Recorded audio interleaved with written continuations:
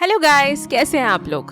तो चलिए आज हम आपके लिए लेकर आ गए हैं इश्क है मलंग मेरा का एपिसोड नंबर 34। और हाँ, इसके बाद आपको हमारी वो स्टोरी भी सुननी है जो आप लोगों ने हमसे वादा किया था कि आप हमें सपोर्ट करेंगे सुन करके। और हमें पूरा पूरा पूरा यकीन है कि आप लोगों को वो स्टोरी भी जरूर पसंद आएगी। तो चलिए शुरू करते हैं इश्क है मलंग मेरा से। शाश्वत गाड़ी से उतरा। वैदेही भी उतरने वाली थी, लेकिन वैदेही से गेट नहीं खुला। शाश्वत घूमकर वैदेही की तरफ आया। उसने गेट खोला और अपना एक हाथ वैदेही की तरफ बढ़ाया। वैदेही हैरानी से शाश्वत को देख रही थी। उसे यकीन नहीं आ रहा था कि ये वही शाश्वत है जो कल तक उसकी जान लेने पर उतारू था और आज इतने प्यार से उसके साथ बिहेव कर रहा है। वैदेही ने शाश्वत के हाथ पर हाथ नहीं रखा और गाड़ी से उतर गई। उसने जैसे ही उस बड़े से बंगले की तरफ देखा, उसकी आंखें हैरानी से फैल गईं। सच में वो बहुत खूबसूरत बंगला था, शायद शाश्वत के पर्सनल विला से भी ज्यादा खूबसूरत। वैदेही हैरानी से उसे देख रही थी तो शाश्वत बोला, यही है मेरा घर, मतलब मेरे पापा और मेरे भाई यहीं रहते हैं। मुझे तुम्हें उनसे मिलवाना है। और हाँ, मेरे भाई की शादी भी हो गई। वैदेही कुछ नहीं बोली, शाश्वत को ही देख रही थी। शाश्वत बोला, मैं तुम्हारे सारे सवालों का जवाब दे दूंगा, लेकिन एक रिक्वेस्ट है, पापा के सामने प्लीज रिएक्ट मत करना। पापा अगर मुझे कुछ कहें या तुम्हें कुछ कहें तो प्लीज सुन लेना। प्लीज, मेरे पापा की बहुत पहले लड़ाई हो गई थी। पापा मेरी शक्ल नहीं देखना चाहते। मैं तुम्हें वो सारी बातें बाद में बता दूंगा, लेकिन हाथ जोड़कर रिक्वेस्ट है, प्लीज रिएक्ट मत करना। वैदेही ने हल्की सी हाँ में गर्दन हिलाई। शाश्वत ने बहुत हक से वैदेही की कलाई पकड़ी और वैदेही शाश्वत के हाथ को ही देख रही थी। ये वही हाथ था जो कभी वैदेही का हाथ पकड़ना नहीं चाहता था और आज इतने हक से वो वैदेही को अपनी फैमिली से मिलवाने लेकर आया था। शाश्वत वैदेही को खींचता हुआ अपने घर के अंदर ले जाने लगा और वैदेही शाश्वत का हाथ देखते हुए उसके साथ खींचती हुई चली गई। शाश्वत वैदेही को लेकर घर के अंदर आ गया। उसने पूरे घर में नजर घुमाई तो उसे कोई दिखाई नहीं दिया, यहाँ तक कि किचन में माई भी नहीं थी। तभी उसने एक नौकर को देखकर कहा, माई कहाँ है? नौकर बोला, साहब उसे तो बड़े साहब ने छुट्टी दे दी, वो तो हमेशा के लिए अपने घर चली गई। शाश्वत को गड़बड़ तो लगी, लेकिन फिलहाल उसने इग्नोर किया और चिल्लाते हुए बोला, पापा, विनायक भाई, कहाँ हो आप? बाहर आइए, मुझे आपको किसी से मिलवाना है। लेकिन वहाँ कोई नहीं था, कोई भी नहीं। शाश्वत ने एक बार फिर आवाज लगाई, विनायक भाई, पापा, पापा प्लीज एक बार आ जाइए पापा, देखिए मैं आपकी बहू को लेकर आया हूँ पापा। और इस बार किसी की आवाज सुनकर सिद्धि विनायक को लेकर बाहर आई। सिद्धि ने शाश्वत को देखा तो उसे याद आ गया कि ये तो वही लड़का है जिसकी बीवी को वो घर छोड़ने गई थी। उसने फिर वैदेही को देखा और विनायक को सीढ़ियों से होते हुए नीचे ले आई। शाश्वत ने सिद्धि को देखा तो देखता ही रह गया। शाश्वत को याद आ गया था कि सिद्धि वही लड़की है जो वैदेही को उस दिन छोड़ने आई थी। वहीं सिद्धि भी हैरानी से शाश्वत और वैदेही को देख रही थी। तभी उसने पूछा, आप दोनों? शाश्वत बोला, मैं शाश्वत, विनायक का भाई। सिद्धि की आंखें हैरानी से फैल गई। वहीं विनायक, वो तो अपने हाथ में पकड़े हुए टॉय को देख रहा था। शाश्वत ने जब अपने भाई को देखा तो उसकी आंखें हल्की सी नम हो गई। उसने विनायक को देखकर कहा, विनायक भाई। विनायक ने आंख उठाकर शाश्वत को देखा और मुस्कुराकर बोला। शाश्वत की आंखें हल्की सी छलक गई और वो 2 कदम आगे बढ़कर अपने भाई के गले लग गया। विनायक ने भी अपनी पकड़ शाश्वत पर कस दी। फिर वो शिकायत करते हुए बोला, तुम कहाँ थे? तुम मेरे साथ क्रिकेट क्यों नहीं खेलते? देखो, मुझे एक नया फ्रेंड मिला है। सिद्धि इतना कहकर उसने शाश्वत को खुद से दूर किया और सिद्धि की तरफ हाथ बढ़ाया। वहीं सिद्धि अभी तक हैरान थी। वैदेही को कुछ भी समझ नहीं आ रहा था। शाश्वत ने विनायक के गालों को हाथ लगाकर कहा, भाई आप ठीक हो? विनायक ने हाँ में गर्दन हिलाई और बोला, हाँ मैं ठीक हूँ, लेकिन तुम यहाँ क्यों नहीं रहते? शाश्वत बोला, आपको तो पता है पापा नहीं चाहते मैं यहाँ रहूँ। विनायक बोला, लेकिन पापा भी यहाँ नहीं है। ये सुनकर शाश्वत हैरान हो गया। उसने सिद्धि को देखा जैसे कंफर्म करने की कोशिश कर रहा हो। फिर उसने विनायक को देखकर कहा, पापा नहीं है? कहाँ गए पापा? विनायक बोला, पता नहीं, बहुत दिनों से नहीं है पापा। शाश्वत को विनायक की बातों पर यकीन नहीं हो रहा था, क्योंकि उसके दिमाग की हालत ठीक नहीं थी।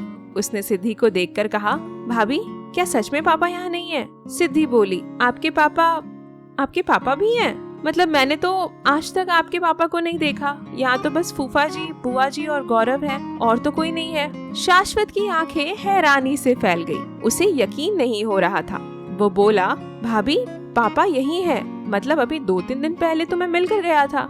सिद्धि हैरानी से शाश्वत को देख रही थी।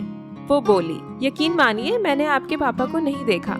अच्छा आप मुझे बताइए आपके पापा दिखते कैसे हैं? शाश्वत ने जेब में से फोन निकालकर सिद्धि की तरफ बढ़ाते हुए कहा, ये देखिए ऐसे हैं मेरे पापा। सिद्धि फोन में संजय की फोटो देखकर बोली, मैंने आपके पापा को नहीं देखा। शाश्वत बोला, पापा शादी में भी नहीं थे? सिद्धि ने ना में गर्दन हिलाते हुए कहा, नहीं पापा शादी में भी नहीं थे। शाश्वत हैरानी से बोला, माई कहाँ है? सिद्धि बोली, पता नहीं, सुबह से मैंने भी उन्हें नहीं देखा। और तभी विनायक बोला, माई तो अपने घर चली गई, पापा ने उसे भेज दिया, मतलब गौरव के पापा ने उसे भेज दिया।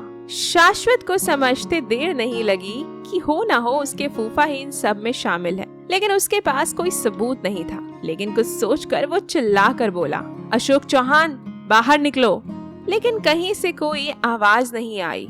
शाश्वत ने एक बार फिर चिल्लाते हुए कहा, अशोक चौहान बाहर निकल, बाहर निकल।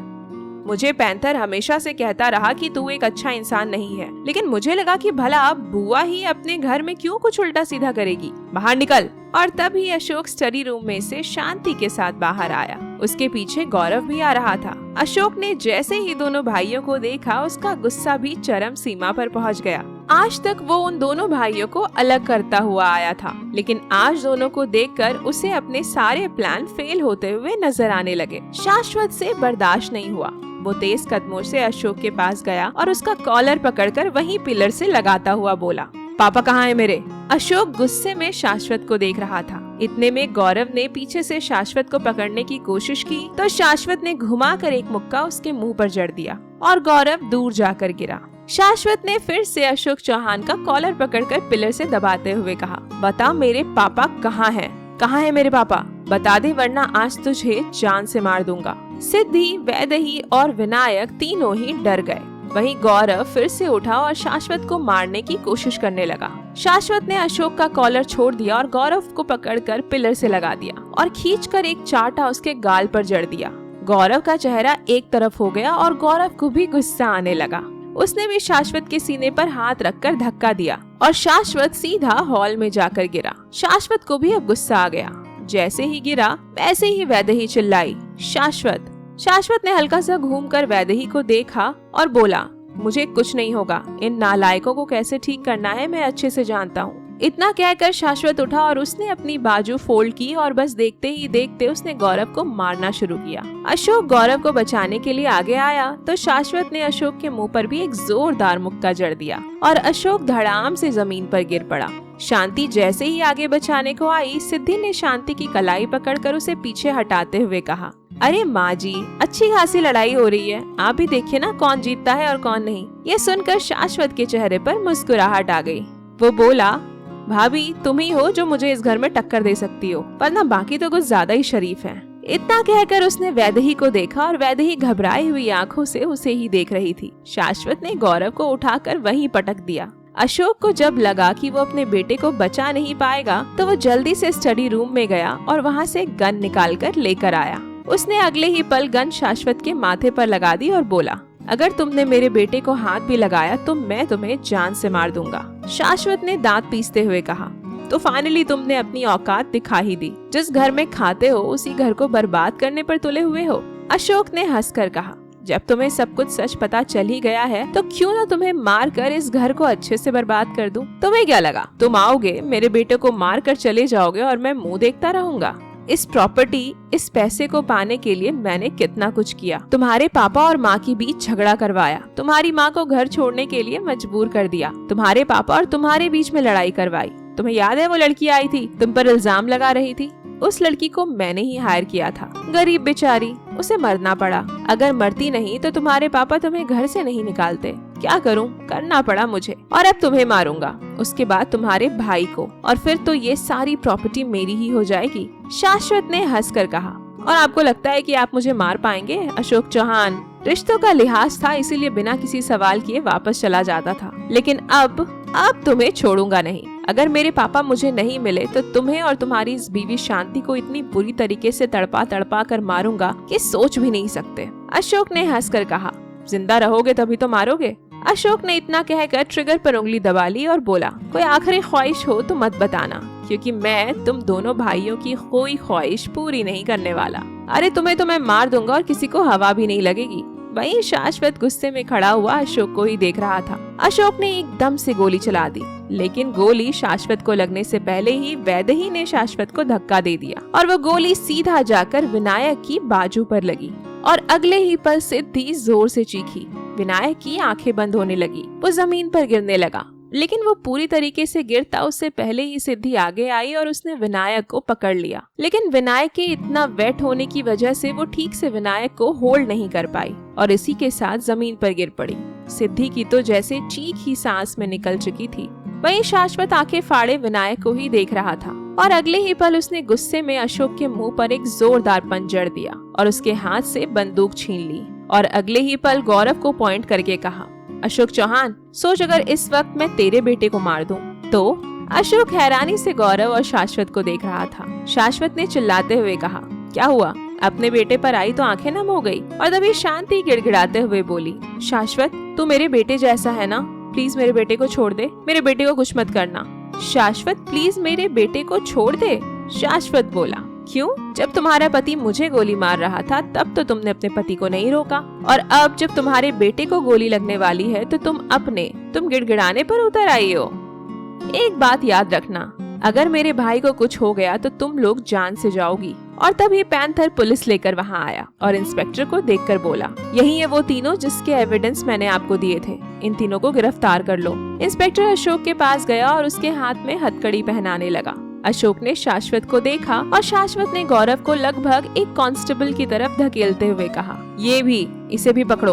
इन तीनों में से कोई बाहर नहीं आना चाहिए। इनका केस मैं अपने आप देखूंगा। लेकर जाओ इन्हें और पता करो कि मेरे पापा कहाँ हैं। सिद्धि तो बस शाश्वत को देखकर रोए जा रही थी और तभी शाश्वत गौरव के पास आकर बोला, कुछ नहीं होगा भाभी, मैं हूँ ना, कुछ नहीं होगा मेरे भाई को। अगले 1 घंटे में वो हॉस्पिटल में थे। शाश्वत, सिद्धि, वैदेही तीनों ही हॉस्पिटल के कॉरिडोर में थे और अंदर विनायक का ऑपरेशन चल रहा था। तीनों की सांसें जैसे तैसे चल रही थी। वैदेही सिद्धि को संभालने की नाकाम कोशिश करते हुए बोली, सब कुछ ठीक हो जाएगा दी, सब कुछ ठीक हो जाएगा। लेकिन सिद्धि उसे तो अपने कर्मों पर, अपनी किस्मत पर रोना आ रहा था। बस आज यही तक थी इश्क है मलंग मेरा की कहानी। अगली कहानी के लिए आपको अगले एपिसोड का इंतजार करना पड़ेगा, लेकिन उससे पहले हमने जो आपसे प्रॉमिस किया था और आपने जो हमसे प्रॉमिस किया था, चलिए उसे पूरा करते हैं। ललित कुमार वर्मा की कहानी सिर्फ 1 महीना का एपिसोड नंबर 2। अगर आपने इसके पहले के एपिसोड को नहीं देखा तो प्लीज हमारे प्रीवियस वीडियो को देख लें। चलिए शुरू करते हैं। सिर्फ 1 महीना। 2:30 बज चुके थे। धूप अब वैसी नहीं रही थी जैसी दोपहर में होती है, ना चुभती हुई ना आलसी, बस एक मुलायम सी परछाई बनकर धीरे धीरे सड़कों पर पसरी हुई थी। आरव आज फिर उसी फुटपाथ तक पहुंचा, लेकिन आज वहाँ कोई नहीं था। कल जहाँ बच्चों की खिलखिलाहट गूंज रही थी, अब वहाँ बस मिट्टी में उलझी लकीरें थी, छोटे छोटे पैरों के निशान, कुछ अधखिली हंसी की झलक और बहुत सारी खामोशी। उसने एक गहरी सांस ली। काव्या, वो धीरे से बुदबुदाया, जैसे उसका नाम पुकार लेने से शायद कुछ जवाब मिल जाए। तभी पीछे से एक आवाज आई, वही छोटी सी बच्ची, कल वाली, फटी फ्रॉक में, आंखों में चमक लिए। भैया, दीदी पार्क में है, झूलों के पास बुलाया है। बोलते ही वो उतनी ही तेजी से भाग गई जैसे सिर्फ संदेश देना ही उसका काम था। आरव के होठों पर अपने आप एक हल्की सी मुस्कान आ गई। उसने कोई सवाल नहीं किया, बस पार्क की ओर कदम बढ़ा दिए। पार्क शहर के पुराने हिस्से में था। लकड़ी के चरमराते झूले, जंग लगी फिसल पट्टी और एक कोने में टूटी हुई सीमेंट बेंच, जिस पर हर मौसम के निशान दर्ज थे। और यहीं धूप में थोड़ी झुकी हुई काव्या बैठी थी। घुटनों पर रंगों की थैलियां थी, बच्चों की हथेलियों पर कुछ नन्ही आकृतियां बनाती हुई, फूल, तारे, दिल और जाने क्या क्या। बालों में 1-2 पत्तियां उलझी हुई थी और बाह पर धूप का सुनहरा छींटा पड़ा था। उसने नजर से हाय कहा। वो नजर जिसमें आवाज तो बिल्कुल नहीं थी पर हद से ज्यादा अपनापन था। आरव धीमे धीमे चला आया और उसके पास वाली बेंच पर बैठ गया।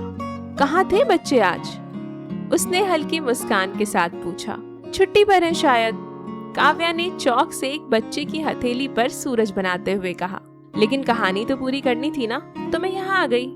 तुम्हारी कहानियाँ बच्चों से शुरू होकर तुम्ही तक आकर रुकती हैं, आरव ने कहा। तो अच्छा है ना, कम से कम किसी ने तो रुकना सीखा। वो मुस्कुराई। थोड़ी देर दोनों चुप रहे। पास से एक पुराना ट्रक गुजरा। हवा में धूल और सब्जियों की महक घुल गई।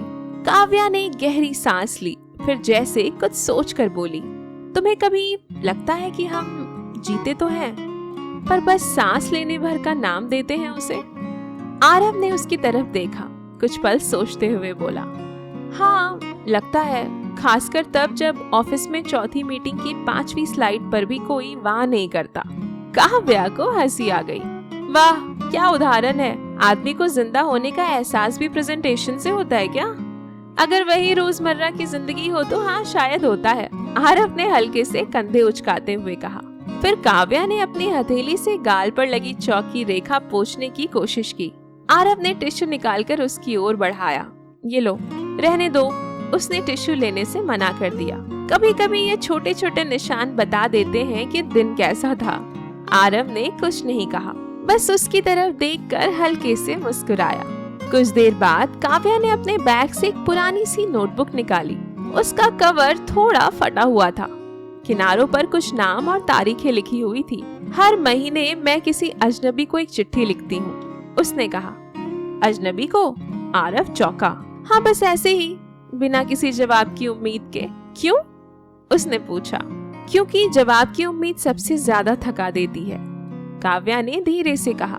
जब हम बस कहकर चुप हो जाएं, तो कुछ भीतर हल्का लगता है। और आरव की तरफ बढ़ा दिया। अगर कभी मन में कुछ उलझा हुआ हो तो इसमें लिख देना। आरव ने पन्ना लिया, पढ़ा नहीं, बस उसे अपनी जेब में रख लिया।